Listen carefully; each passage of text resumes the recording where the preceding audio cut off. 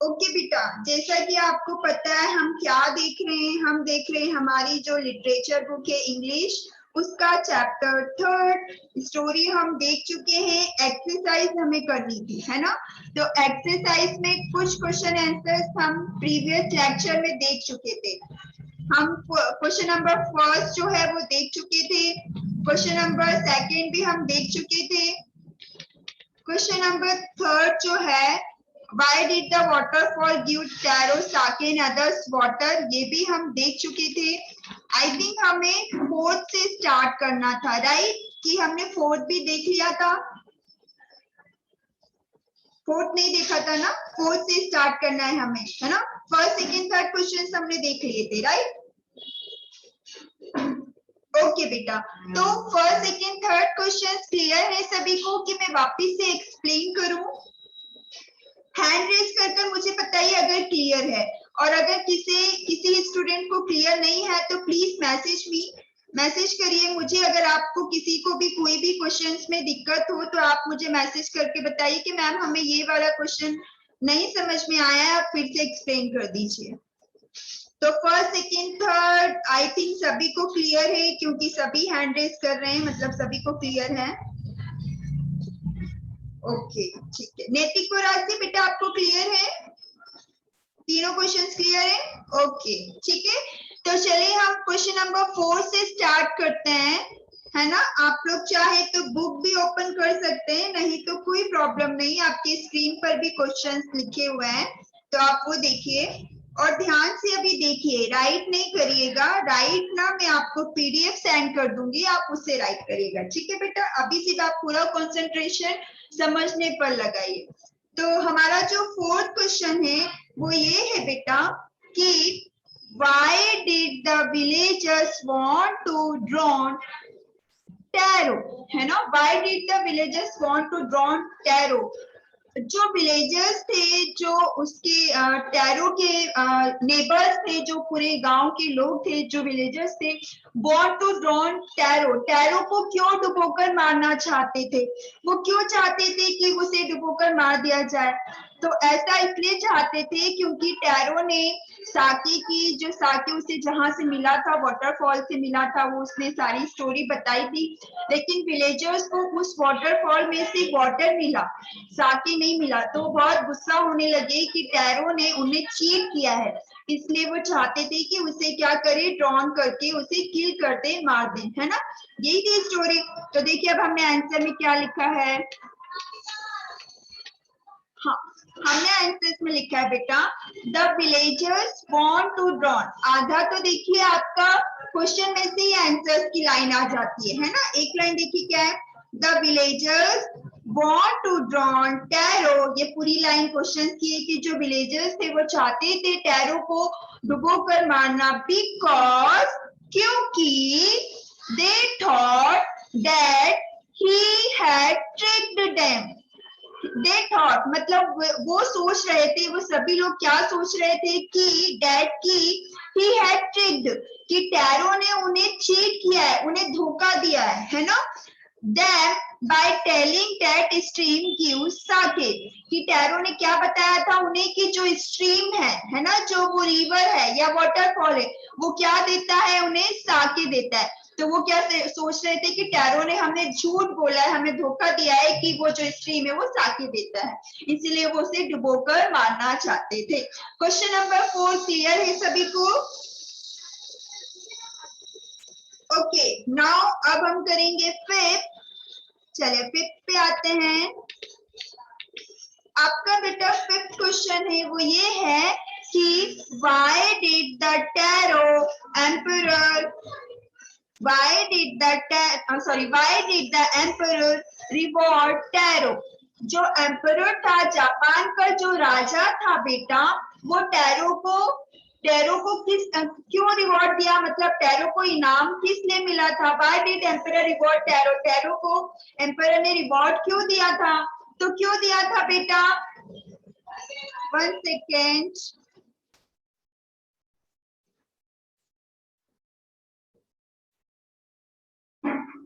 हाँ बेटा, the emperor rewarded tarot, जो एम्परर था, जो राजा था, कहाँ का राजा था? जापान का। वो हमने यहाँ मेंशन नहीं किया, लेकिन हमें पता है वो स्टोरी किसकी थी? जापानीज की थी, है ना। टैरो एक जापानीज था, ठीक है। तो ये जापान के जो राजा थे, एम्परर थे, उन्होंने टैरो को जो रिवॉर्ड दिया, टैरो को जो इनाम दिया, वो क्या था, किस लिए था? For as he honoured and obeyed his parents. क्यों? क्योंकि वो जो टैरो था वो ऑनर्ड, सम्मान करता था अपने पेरेंट्स की, रिस्पेक्ट करता था, एंड ओबेड मतलब उनकी सब चीजें मानता था। चीजें मतलब उनकी हर बात मानता था, उनकी आज्ञा का पालन करता था अपने पेरेंट्स की। This was done to encourage, ये क्या, इस वजह से क्या होता है, जो एनकरेज, एनकरेज मतलब प्रोत्साहित करना, ऑल द चिल्ड्रन, कि ये सब जो बातें हैं, कि जो टैरो अपने पेरेंट्स का सम्मान करता था, उनकी रिस्पेक्ट करता था, उनकी सारी बातें मानता था, तो एनकरेज ऑल द चिल्ड्रन, तो ये बातें सभी चिल्ड्रंस को क्या करेंगी? प्रोत्साहित करेंगी कि to honour and obey their parents, कि वो अपने पेरेंट्स की क्या करें? रिस्पेक्ट करें, अपने पेरेंट्स की सारी बातें माने और उनकी सभी विशेष को पूरी करने की कोशिश करें, ठीक है। तो ये था क्वेश्चन नंबर 5 का आंसर, इसलिए टैरो को रिवॉर्ड मिला था जापान के एम्परर से। ओके बेटा, तो यहाँ पर होते हैं हमारे क्वेश्चन आंसर्स फिनिश। अब हम आते हैं मार्क द राइट देम। नैतिक बोरासी, नींद नहीं आना चाहिए, बैकबोन स्ट्रेट कर कर बैठिए तो नींद नहीं आएगी आपको। तो बेटा हमारी इस टेक्स्ट बुक में टोटल 5 क्वेश्चन थे जो कि हम देख चुके हैं। अब हम आते हैं, आपका जो बी पार्ट है उसमें लिखा है आपको मार्क द राइट आइटम, मतलब आपको 3 ऑप्शन दिए हैं और आपको एक क्वेश्चन पूछा गया है, एक सेंटेंस दिया हुआ है, उस सेंटेंस में से आपको राइट जो ऑप्शन उसमें जो फिट हो वो आपको बताना है, ठीक है। तो जैसे फर्स्ट है, tarot earn very little money because, जो टैरो था वो क्या, बहुत कम पैसे कमाता था, है ना। Tarot earn very little money, जो टैरो था बेचारा बहुत कम पैसे कमाता था, बिकॉज, क्यों कम पैसे क्यों कमा पाता था? तो पहला ऑप्शन है आपका, हमें राइट बताना है, he did not work hard enough, कि वो बहुत ज्यादा मेहनत नहीं करता था। The villagers did not need would, जो विलेजर्स थे उन्हें लकड़ी की जरूरत नहीं थी तो वो लकड़ी नहीं खरीदते थे, इसलिए उसको पैसा नहीं मिलता था। या फिर the price of would was very low, और जो लकड़ी का, वुड का प्राइस था वो बहुत कम था। तो आपके हिसाब से क्या आंसर आना चाहिए? वैसे तो यहाँ लिखा हुआ है, लेकिन आपको समझ में आ रहा है क्यों? देखिए, पहला तो आपको बोला गया है कि he did not work hard enough, क्या वो बहुत ज्यादा मेहनत नहीं करता था? क्या थोड़ी सी मेहनत करता था? पूरे दिन मेहनत करता था ना बेटा। तो ये फर्स्ट वाला ऑप्शन तो गलत हो गया।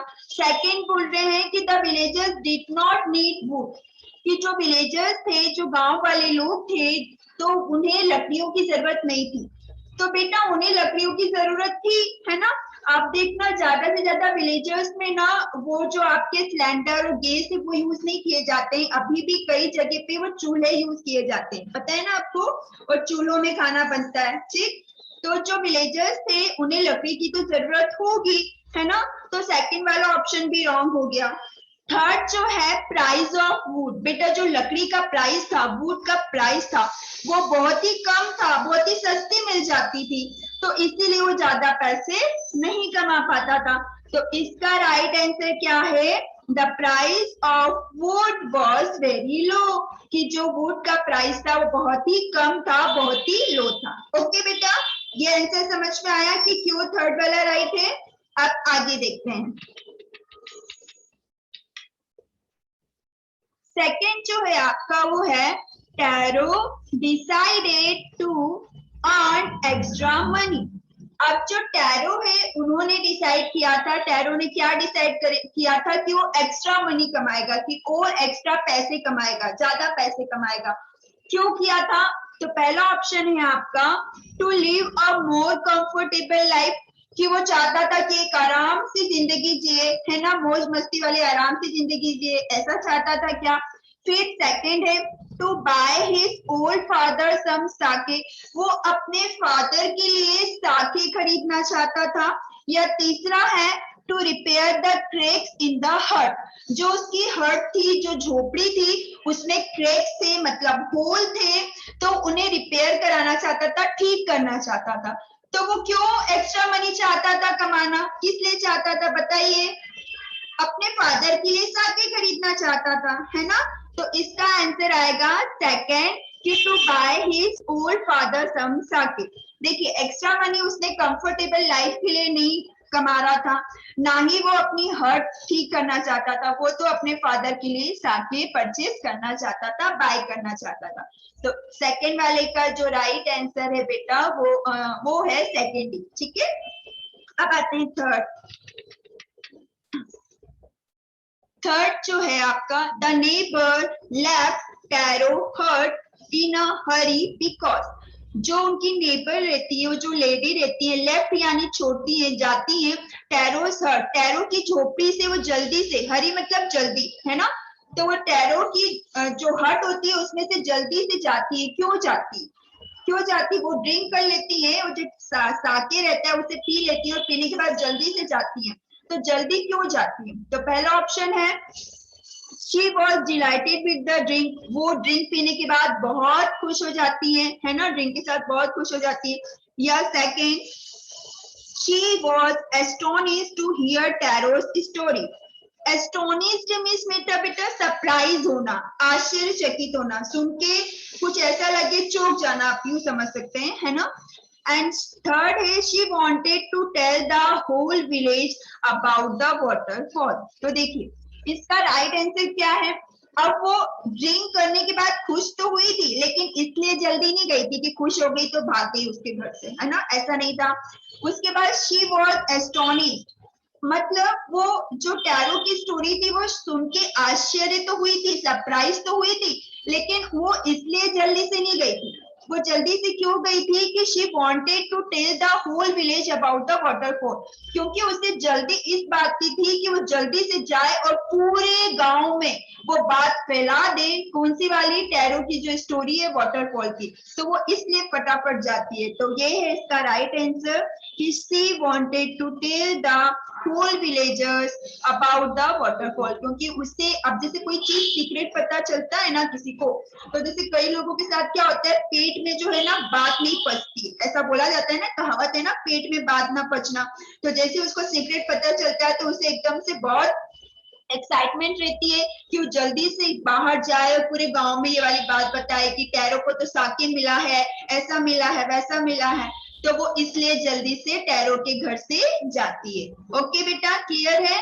तो थर्ड वाले का आंसर है she wanted to tell the whole village about the waterfall, कि वो पूरे गांव में ये बात बताना चाहती थी वाटरफॉल की। ठीक है, तो ये होते हैं आपके tick the correct answer. Finish. अब आता है आपका वर्किंग विथ लैंग्वेज, तो चलिए वो करते हैं।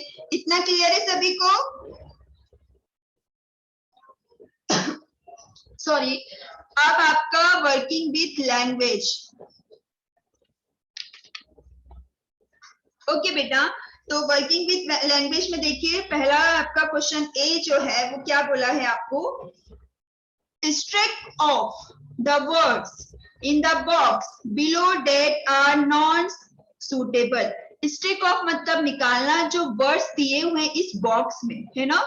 जो वर्ड्स, 1 सेकेंड, जो वर्ड्स दिए हुए हैं इस बॉक्स में आपको क्या करना है? वो निकालने हैं। कैसे निकालने हैं आगे देखते हैं। टैरो वांटेड, टैरो चाहता था, टू गिव देना, हिज ओल्ड पेरेंट्स, अपने ओल्ड पेरेंट्स को, एवरीथिंग सब कुछ, दे नीडेड, जिनकी उन्हें जरूरत थी, this show that he was. ये लाइन से आप, ये लाइन में क्या क्या वर्ड जो है वो सूट करते हैं बेटा, आपको वो सब बताना है। ठीक है, कि लाइन में क्या क्या वर्ड जो है वो सूट करते हैं। तो देखिए पहला क्या है, मैं आपको सभी वर्ड्स का पहले हिंदी मीनिंग बता देती हूँ, फिर आप बताइएगा कि कौन से वर्ड्स यूज सूट करते हैं इस लाइन में। पहला तो थॉटफुल सन। थॉटफुल मैंने आपको बताया था चिंता करना, अपने पेरेंट्स की चिंता करता था, केयर करता था। हार्ड वर्किंग मीन्स होता है बहुत मेहनत करना। लविंग मतलब समझते हो, है ना, अपने पेरेंट्स को प्यार करना। हॉनेस्ट मीन्स होता है ईमानदार। कंसिडरेट मीन्स होता है बेटा समझदार। ओके, कंसिडरेट मीन्स होता है समझदार। ट्रस्ट वर्दी मतलब विश्वास योग्य, जिसपे आप ट्रस्ट कर सको, विश्वास कर सको। इफिशिएंट मतलब होता है योग्य, है ना। एंड काइंड मीन्स होता है दयालु। तो हमें इन बॉक्स में से वो वर्ड निकालने हैं जो इस लाइन में सूट नहीं करते हैं, है ना।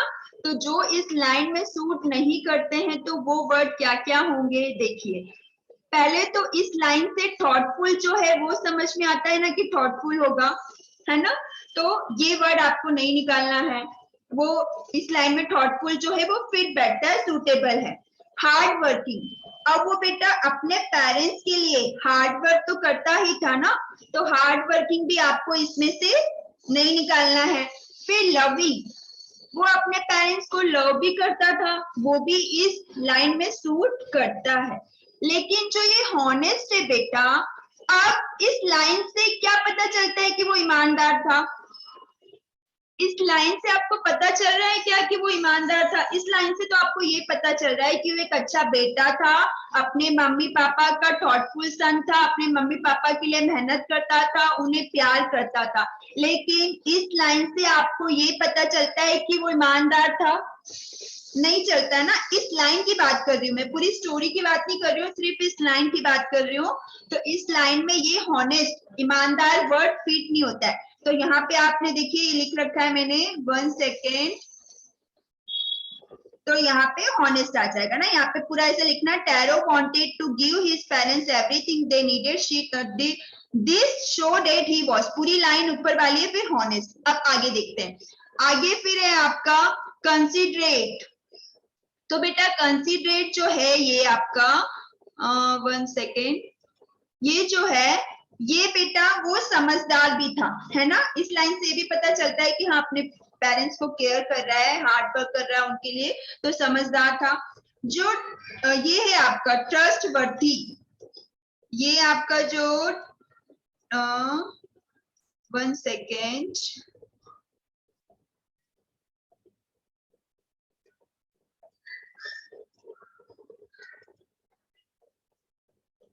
हाँ बेटा ये जो ट्रस्ट वर्दी है, विश्वास योग्य, तो इस लाइन से हमें यही नहीं पता चलता है कि वो भरोसा कर सकते थे उस पे। हो सकता है वो अपने पेरेंट्स के लिए किसी को धोखा दे दे, है ना।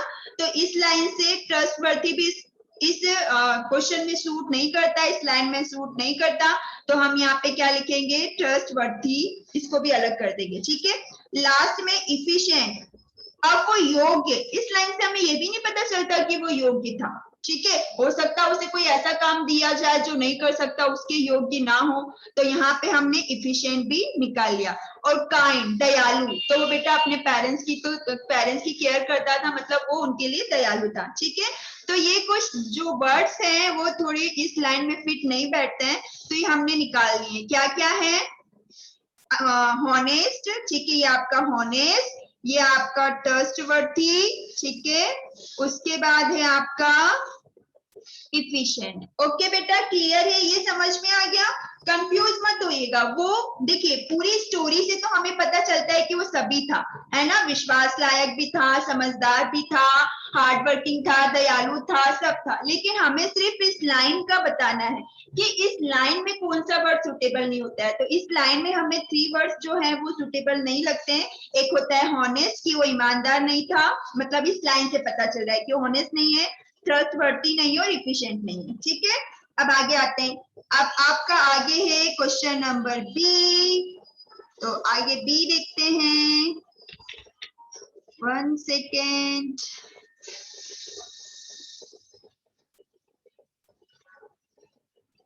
चलिए आगे। बी दिया है बेटा, ये भी आपका टिक द करेक्ट आंसर है ना। चलिए तो देखते हैं क्या है। These made Taro sadder than ever.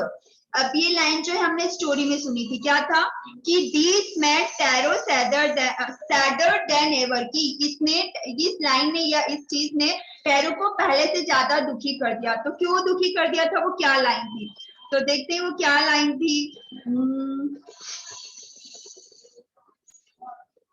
1 second.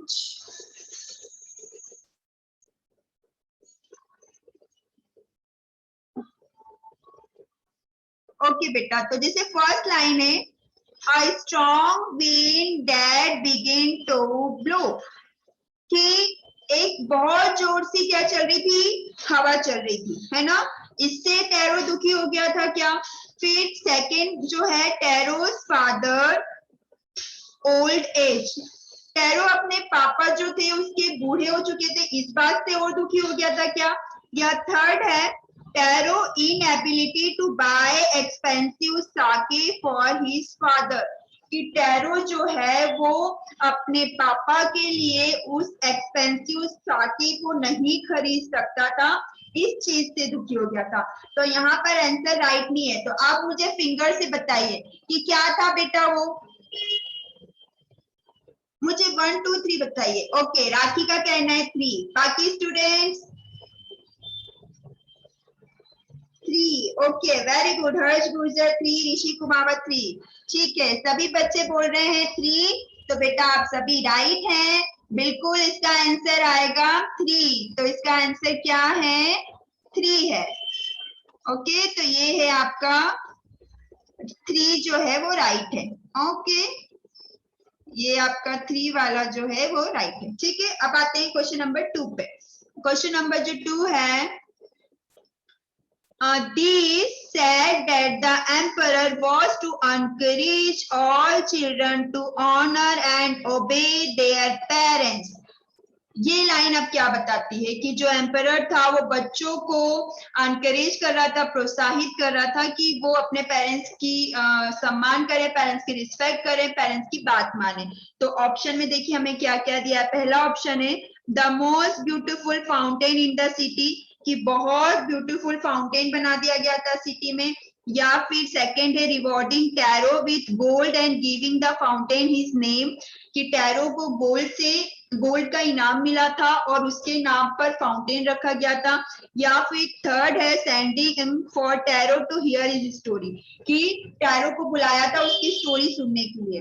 तो बताइए इस लाइन से क्या पता चलता है, उसे क्यों इनाम दिया गया था, है ना, किस लिए इनाम दिया गया था। तो अब इसका ऑप्शन मुझे फिंगर से बताइए क्या है इसका। हर्ष गुर्जर सेकंड बोल रहे हैं, बाकी 1 सेकंड। आनंद कितना बोल रहे हैं आप, आनंद थर्ड बोल रहे हैं, संतोषी सेकंड, राखी सेकंड, यश सेकंड, ऋषि सेकंड, निधि पाल बताइए इसका आंसर क्या है। निधि, कैन यू हियर मी, इसका आंसर क्या है बेटा, मुझे फिंगर से शो करिए, फर्स्ट है या सेकंड है या थर्ड है।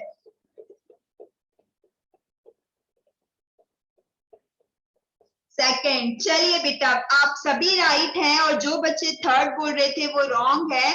बेटा उन्हें क्या मिला था, जो वो जो एम्परर था उन्होंने बच्चों को प्रोत्साहित करने के लिए क्या किया था, टैरो को इनाम दिया था, क्योंकि टैरो जो है अपने पेरेंट्स की रिस्पेक्ट करता था, उनका सम्मान करता था। तो रिवॉर्डिंग टैरो विद गोल्ड, इसलिए टैरो को गोल्ड मिला था और उसके नाम पर फाउंटेन का नाम रखा गया था। तो इसका राइट आंसर सेकंड है। ओके, आप लोग टिक कर लीजिएगा। चलिए अब आते हैं थर्ड पर। दो ही है इसमें, ओके दो ही आंसर, यहाँ पे नीचे आंसर्स लिखे हुए हैं, देखिए answer B, this man Taro said than ever, तो यहाँ पे आंसर लिखा हुआ है Taro inability to buy expensive sake for his father, ये आपके क्वेश्चन नंबर 1 का आंसर। और सेकंड है rewarding tarot with gold and giving the fountain his name, ठीक है, जो कि हम ऊपर देख चुके हैं। तो हमारे पास 3 मिनट बचे हुए हैं, तो फटाफट आगे और कर लेते हैं।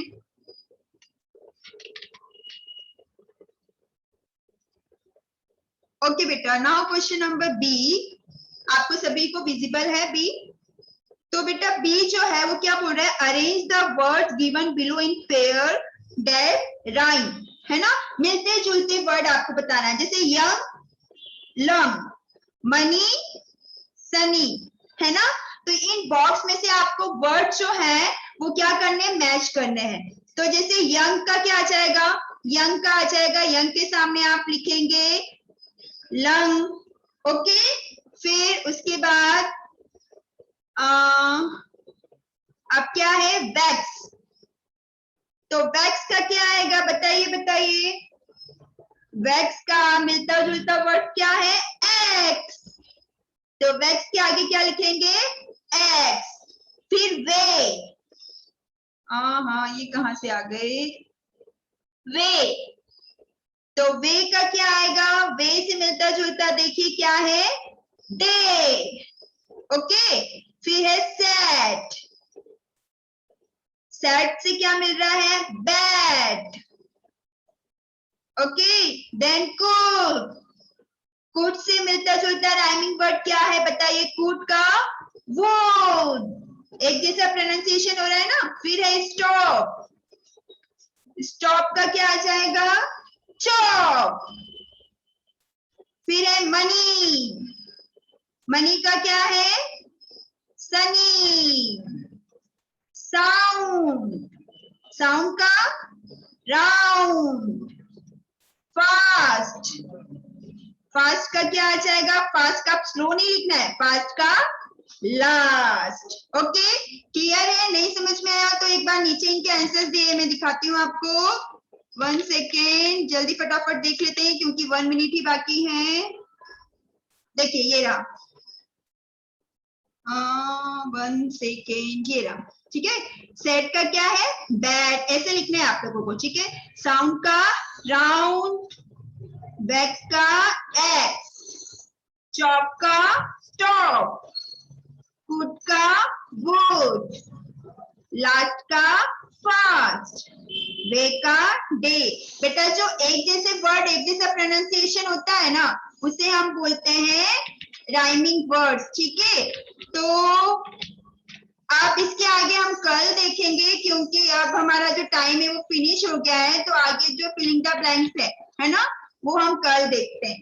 ओके एवरीवन, तो इतना आप लोग, आज मैं पीडीएफ सेंड कर दूंगी तो आप लोग लिख लीजिएगा फेयर कॉपी में, बचा हुआ रिमेनिंग पार्ट हम कल देखते हैं जो कि क्वेश्चन नंबर डी है, ठीक है। ओके एवरीवन, इतने में किसी को कोई डाउट नहीं ना, है ना।